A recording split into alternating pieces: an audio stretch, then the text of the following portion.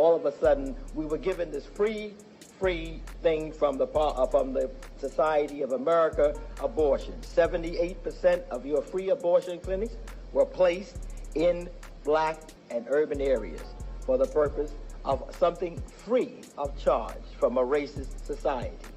To put it in the words of one pro-abortionist, we don't need so many Negroes anymore. There's no more cotton to pick. These feelings about black people, this was one way of doing it as a social benefit, if you will. We're here to help you. Black women, and let it be stated, black women never demonstrated, demanded, or even requested the right to an abortion. We've been asking for the right to decent housing, the right to education, in fact, the right to health care. And all we've been given, free of charge, is the right to kill our unborn child. We are still struggling for equal opportunity. If a black woman walks into a hospital and says she is in need of some sort of medical care, she would be turned away unless she has Medicaid or Blue Cross or or Medicare. But if she asks for an abortion, there are no questions. We will be glad to kill the baby in your womb. It is demeaning to the black woman because when you wanted us, in other words, when we were on the plantation, you snatched the newborn baby from my arms and sold it into slavery. Today, you cut it out of the womb and throw it in the garbage.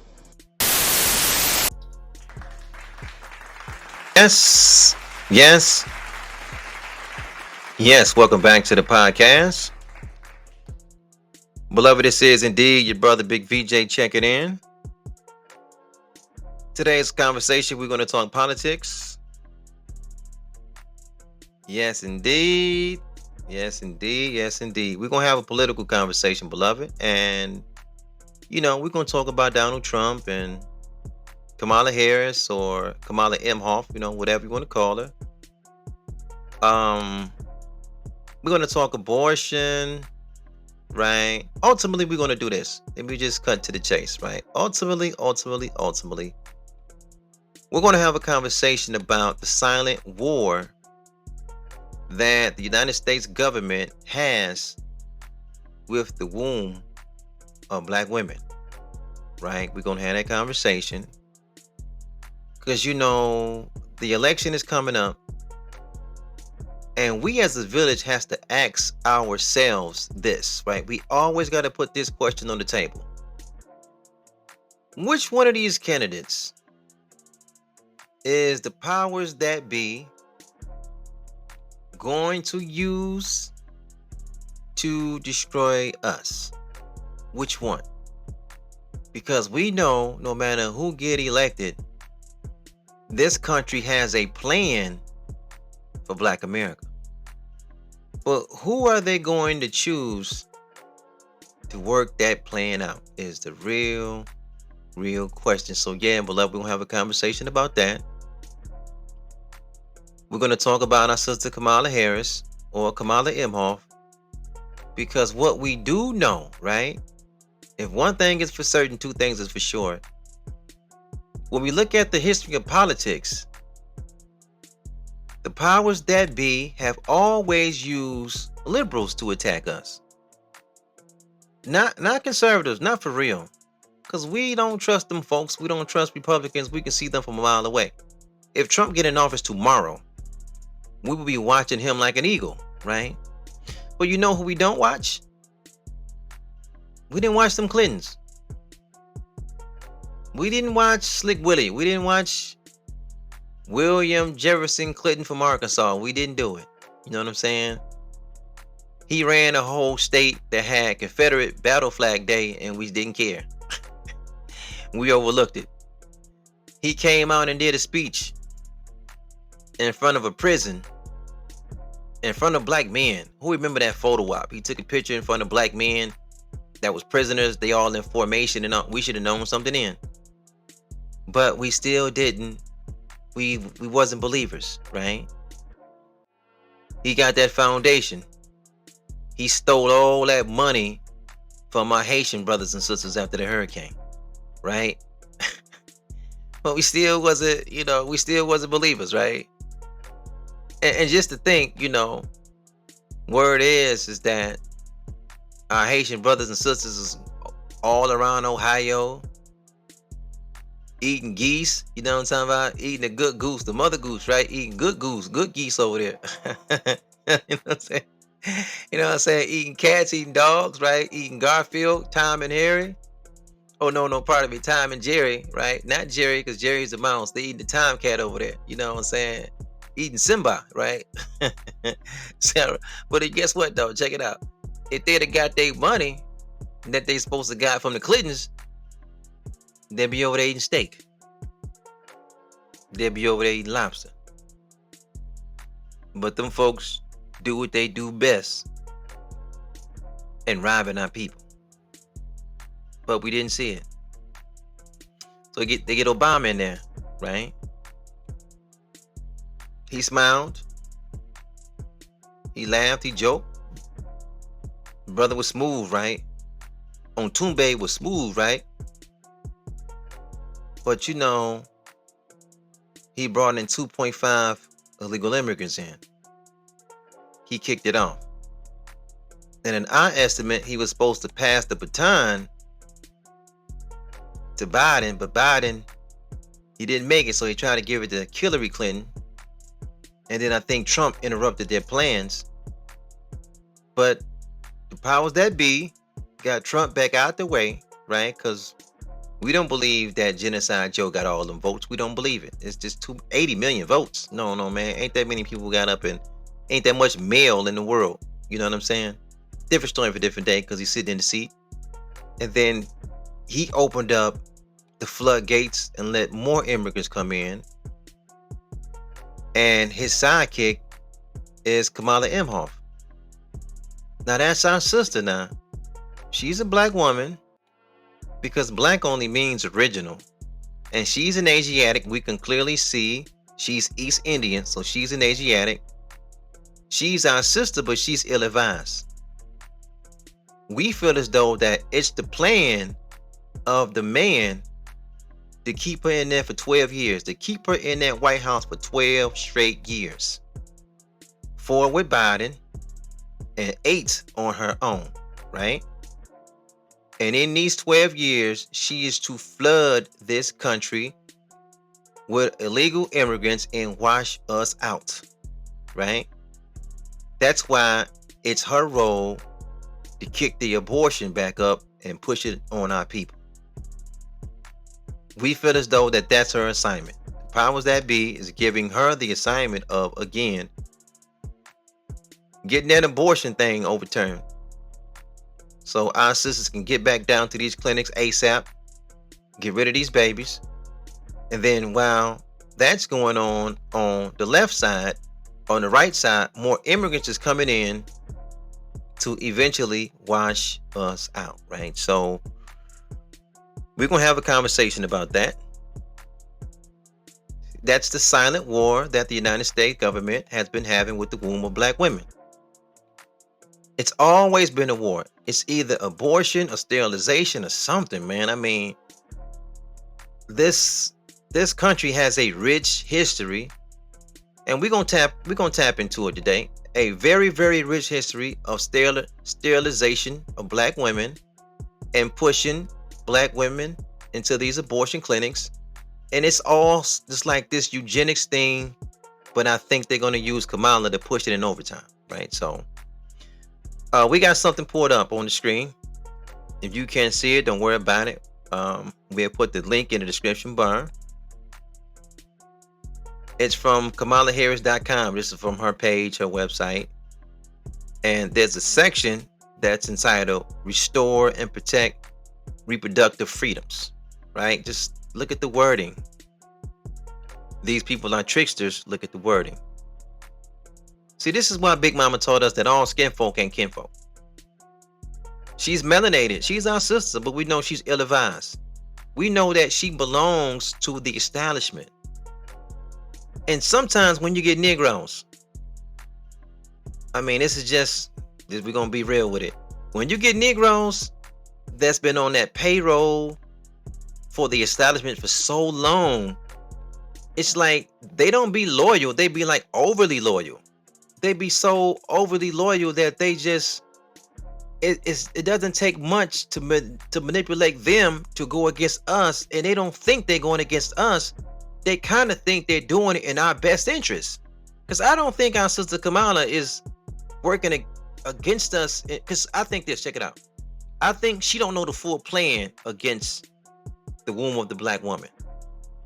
She's not historically looking at it. She doesn't know the full plan. So what they do, right, the powers that be, the people behind the curtain, they put this leader in, change this one out, put this leader in, change that one out. And on a 100-yard field, each puppet leader is just getting them a first down. Then they move them out the way, put another one in. This one get them a first down. It's just constantly going 10 yards up the field, 10 yards up the field, 10 yards up the field until but the ultimate goal is to get a touchdown. But they're just using these puppets just to get them a little bit up the field. It's a plan to wash us out. It's not a new plan. It's always been a plan to wash out the black community.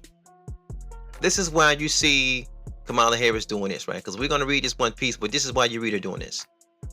See, she gets a lot of attention for being the border czar, right? Okay, we get that because there's so many illegal immigrants in, all right? We get all of that. But you know what I can remember her as? When she launched her reproductive freedom tour. That's what I remember her as. Running around the country talking about abortion. She's not calling it abortion. She's calling it reproductive freedom tour. Because these people are tricksters with the words now. They tricky. They get these words. They tricky. You know, look. We had another conversation before. We talked about the etymology of that word, abortion. The etymology of that word, abortion, originally meant miscarriage. That's the word that they used back in the 1500s and the 1600s to describe a miscarriage. That was the word abortion.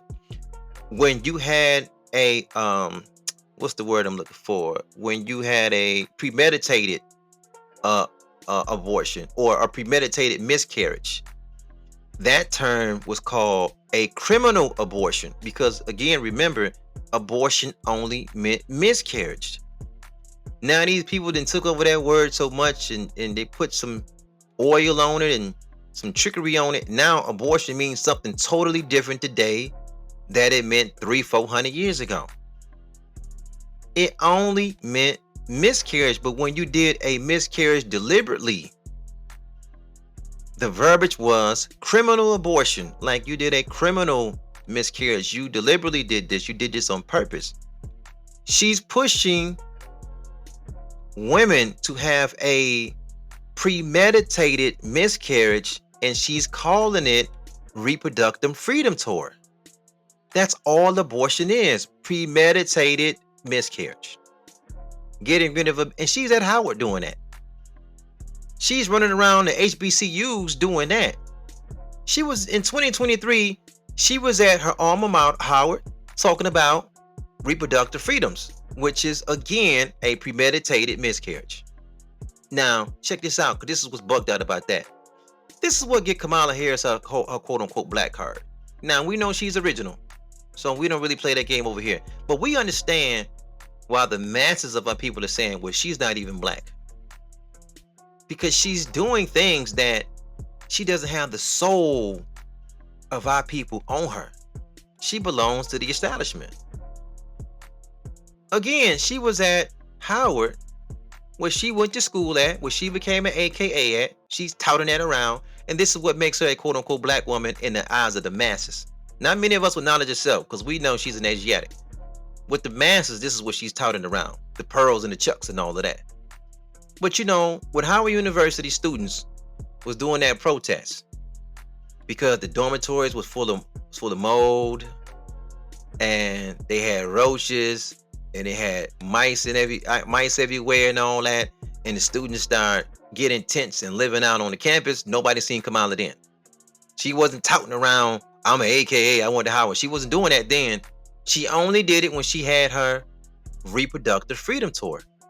Now, you just have to you got to ask yourself, like, you know, when did being a black Greek put the stamp of being a black person, like a solidified black person, and made that a part of your jacket? Like, when did that happen? Because I'm really a part of the village, and this ain't no cut on no black Greeks. This ain't no cut on no black Greeks. I got cousins that's black Greeks. I got an uncle that's a Kappa. I got an uncle that's a Q. I got cousins that's Qs. But if we talking in all transparency, and I can't speak for every single black male, but I'm just, for my experience, beloved, I have never personally seen like a black Greek back to school drive or food drive of some sort, or Thanksgiving giveaway or Christmas giveaway, or I never seen any of that in my whole life. Not one time. I'm not saying it didn't happen. I'm saying not one single time I ever seen any black Greeks come into my neighborhood at any time on the west side of Detroit and do anything. I just never seen it. So you don't, how do you get a, like a black card for that? You don't get a black card for being a black Greek. Not where I'm from. And this ain't no cut on the AKAs, because I'm finna say something else. But I'm finna say something that everybody that's from the village, they know this to be true. We don't look at AKAs out of all the sororities. We don't look at those sisters as the ones that is like like they're the representation of black women. Because when you're from the village, that's a sorority that used to play the paper bag game. My sister, man, my little sister who went to Xavier, she wanted to be an AKA, but my sister's dark-skinned. And it's like a thing with AKAs where I'm not saying it's written in the manifest. I'm not saying it's in the literature. You know what I'm saying? I don't want no AKAs. I ain't doing none of that. You know what I'm saying? This ain't got nothing to do with, I used to date a Delta back in the day. This ain't got nothing to do with that. All I'm saying is this. You know what I'm saying? Shout out to the Deltas. All I'm saying is this, though. The AKAs was the ones that was the pretty girls, the prissy girls. They was the high yellow girls. So she kind of fit that. You could look at Kamala and see, okay, you take 30 years off her. She was all the way ready. But that wasn't the Greek fraternity that was... Maybe that's a different story for a different day. I don't want to go down there. I don't want to go down that road. I'm going to just say it this way. Many of us from the village, when you know. But ultimately, though, let's get back on the subject. The United States government have always had a war against the black womb. And in our estimate, they're trying to use her to double down on the attack. I want to say about 3 years ago, maybe 4 years ago, I had to check the archives, right? Who can remember when we had a conversation about sterilization of black women in America? We pulled up an article from Cal Matters, and we talked about how California sterilized an estimate of 20,000 women, right? The state deemed them as unfit to reproduce, but they did it without their consent. They just went behind their back and they sterilized them. Who remember we had that conversation? We talked about like Cali, talked about Maryland, Virginia, Carolinas. There was all these states that were sterilizing black women without their consent, because this is part of the war. Now, if we just take California, if 20,000 people were sterilized, we're talking about women. If that's the number that was counted, we have to know that there's a number that wasn't counted, right? This is not a new thing, though. So we had a woman that lived amongst us, right? Queen Mother, peace be upon her. She's no longer here. Her name was Fannie Lou Hamer. She was one of our freedom fighters out of Mississippi. She coined a word called Mississippi appendectomy, because that's the verbiage that she used to describe so many sterilizations that the government gave our women just in that state alone. See, it have always been a war with the United States government versus the black woman's womb. It's always been there. There's a writer named Dorothy E. Roberts, and she got a book called Killing the Black Body. And in there's a passage that says, during the 1970s, sterilization became the most rapidly growth form of birth control in the United States. We got to cook on that. We got to build on that. 700,000 cases in 1980. That's what they discovered. That's what they got on the books. How many did they miss? See, this is why Mr. Muhammad called these folks a scientific deceiver. They're always working against you. Sometimes you catch them. Sometimes you don't. Think about that though. 200,000 cases in 1970 to over 700,000 cases in 1980. These are forced sterilizations on black women. They don't even know. They going to the doctor for one thing, the doctor telling them something else, and then hitting them with this. So again, we had a conversation 3-4 years ago. We just went by state by state by state, just talking about every state that got caught. They just had a study this year in July. Is a publication called Nonprofit Quarterly, right? And the headline on that, bold letters, sterilization of sickle cell patients is part of a long history of abuse. Okay, we know that sickle cell is code for African American, and we know African American is code for black women. Okay, we can leave from there and go to the newsobserver.com, and then that headline is say, North Carolina's statewide eugenics program forcibly sterilized almost 7,600 people. Many of them were black. And that, don't quote me on that. There may not be a headline, but that's a quote in the article. Let me say it that way. It has always been a war with the United States government versus the black womb. And we feel as though that they're going to use Kamala Harris to double down, if not triple down, on their plans. Every time, if you just took the last 3 Democrat presidents, the last 3, all 3 of them heavily pushed birth control on the village. All 3 of them. All 3 of them. That's all they, and we're including Biden, all 3 of them, that's all they did. Obama pushed LGBT in a major way to our village. That's nothing but birth control. These same-sex marriages, they don't produce any children out of that relationship. That's birth control, right? He ran around with it in the United States. He took a show on the road. He went all to Africa. He telling them folks, we're gonna cut back on your aid if you don't allow this LGBT lifestyle to go prevalent in your nations. Yo, he did that. Okay, let's get rid of that. Let's go back before him. Slick Willie Clinton, right? William Jefferson Clinton out of Arkansas. Confederate Battle Flag Day. He never said nothing about it. The jazz playing, all this old shit. He the first black president and all that. He getting hit in the White House. Okay, all that. His birth control plan was prison. He locked so many of our brothers up. I mean, they couldn't even get next to the sisters to have no babies. Everybody was locked up. That was him and Genocide Joe. They was running that together then.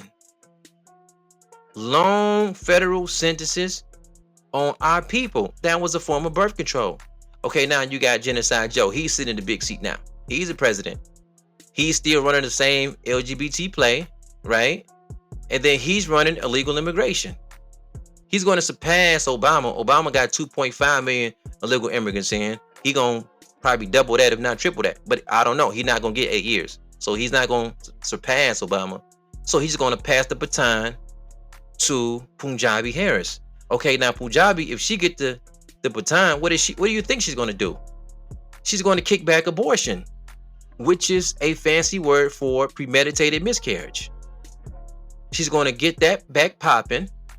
She's going to keep the LGBT agenda pushing and cooking, and she gonna keep those borders open to keep flooding to wash us out, and she doesn't even know she's being used. See, I look at these puppets like this. You see, the establishment has a plan for us, and the establishment, the powers that be, is not going to share the plan with the puppets. The plan for the establishment is to get a touchdown. They're on the football field. They just use the puppets to get down the field 10 to 15 yards a pop. You know, Clinton gonna get them 10 to 15 yards. Obama gonna get them 10 to 15 yards. Trump may have lost some yards with him, but they trying to get it back with Genocide Joe and with Kamala, right? They're trying to get a touchdown. This is the powers that be. So they just giving them a piece of the assignment, and the whole play of getting a touchdown may take 10, 25, 30 years to do that. They're looking down the line to get that done.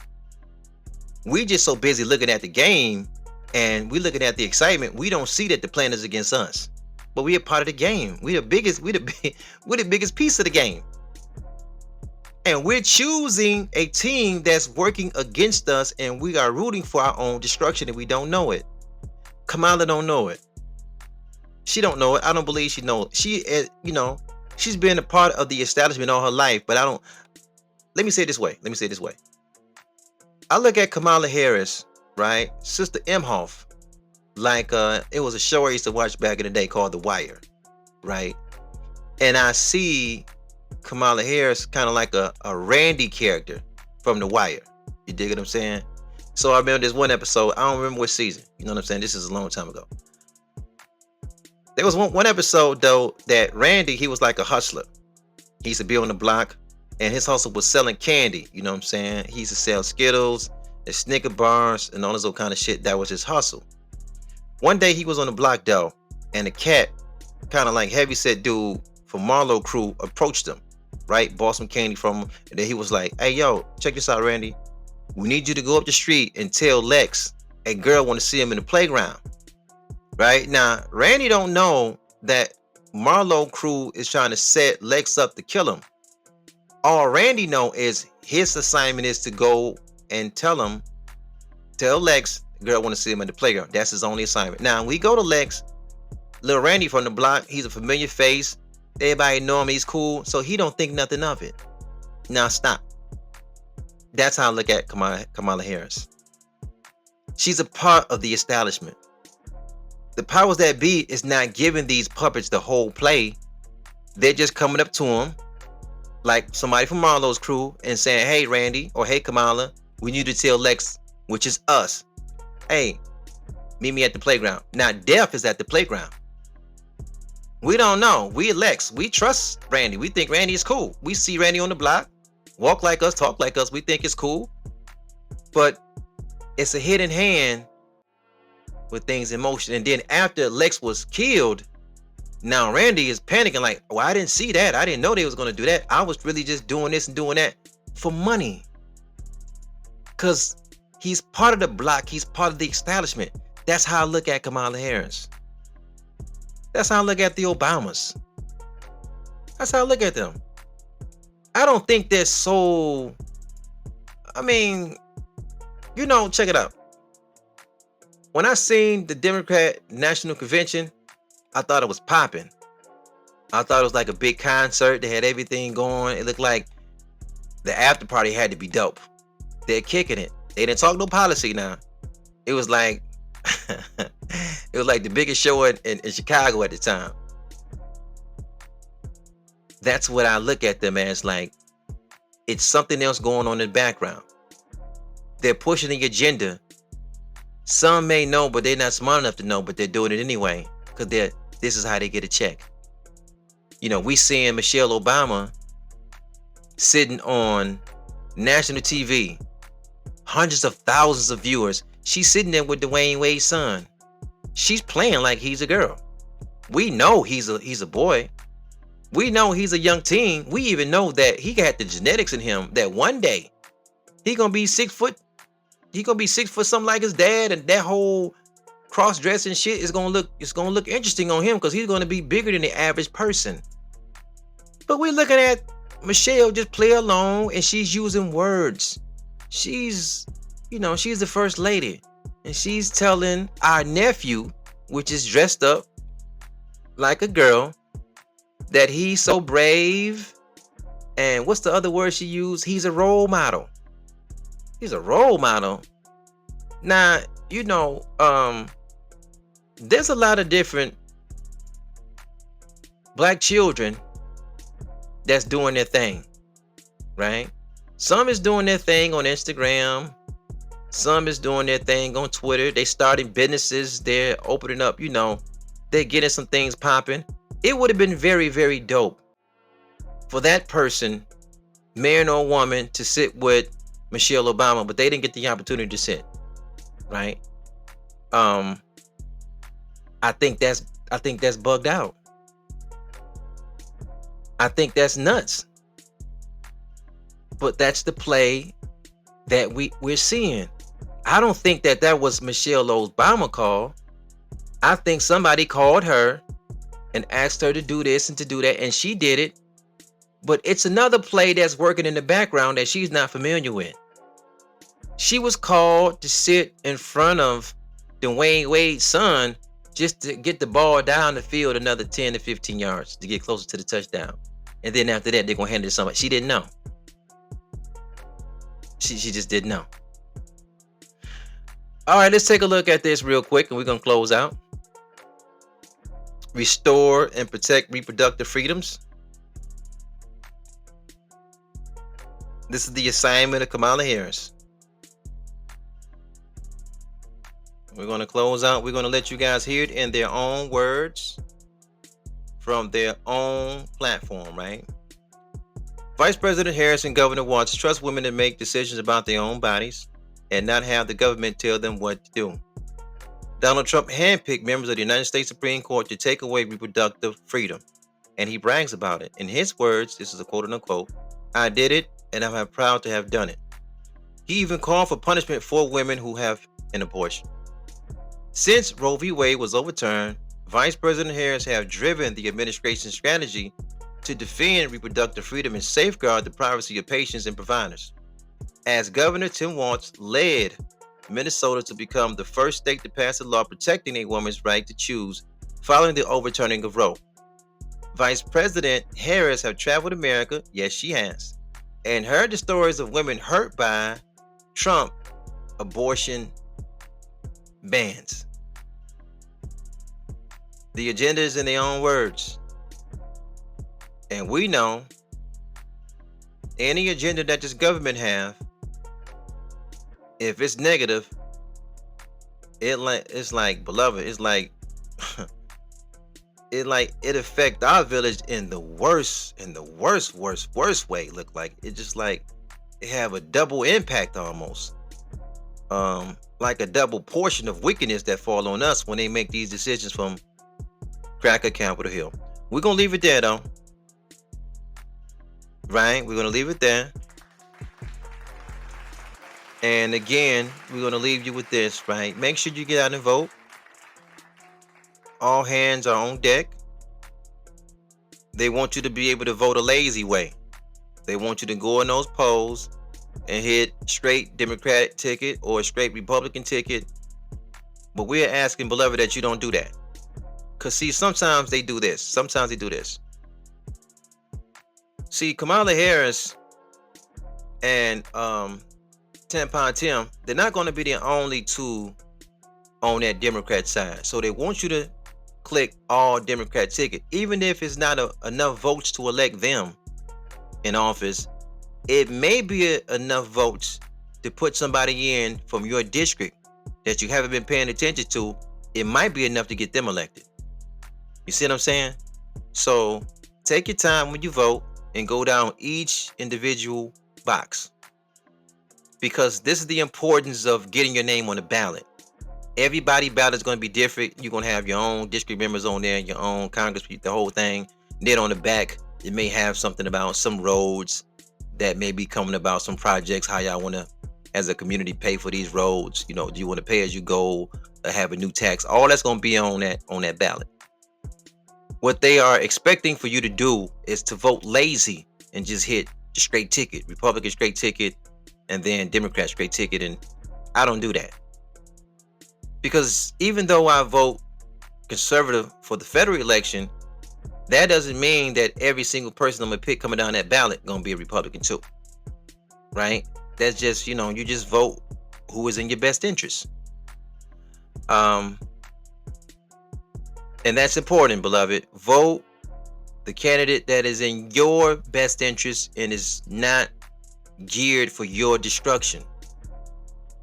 That's important. That's important.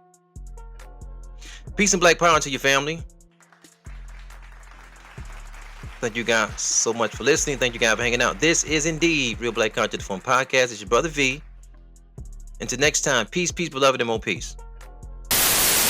Hello, AUC. So I just launched my college tour, and I'm traveling to campuses across the nation, including yours. You are on the front line of the fight for our fundamental freedoms. And here's what I know: when you act, change happens. We need you, and we are counting on you.